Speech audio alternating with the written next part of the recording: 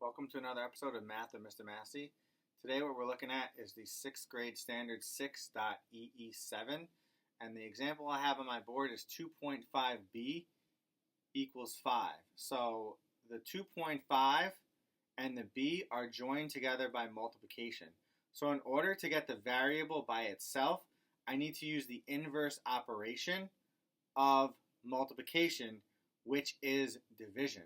So I would have to divide both sides by whatever is in front of the variable, and in this case it's 2.5. So let's take a look at what that would look like. Like I said, I'm going to divide 2.5. I'm going to divide 2.5. 2.5b divided by 2.5 cancels out my 2.5, so now I have b equals 5 divided by 2.5. So if I am going to try to figure that out, I can do 2.5 divided by 5. But as you know, in 6th grade, we do not divide with decimals. So now that 2.5, I move the decimal spot over once, which makes it 25. The decimal spot would have been after the 5. I move it over. So now that's 50. 25 times 2 gives me 50. So I know b is equivalent to 2. And I will check my answer over here by substituting it in. 2.5 parentheses 2 equals 5. Now if I do 2.5 times 2, 5 times 2 is 10. 2 times 2 is 4, plus 1 is 5. I have one decimal spot, start at the right, move over to the left.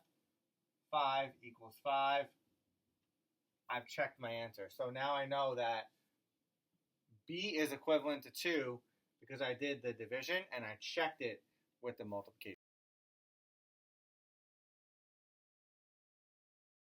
So the first example you saw was doing multiplication and the inverse operation being division. So in these two examples, we're going to look at the inverse operations of addition and subtraction.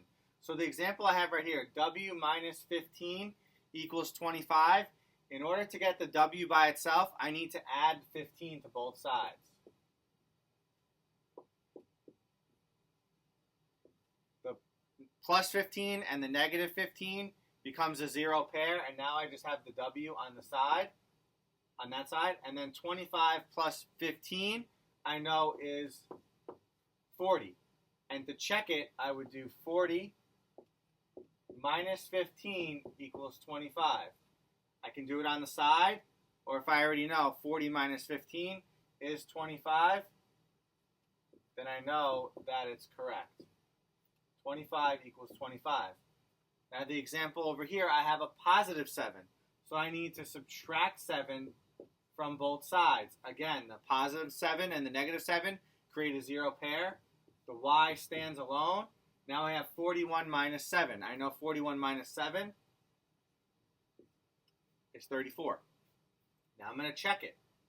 Substitute 34 with the y plus 7 equals 41.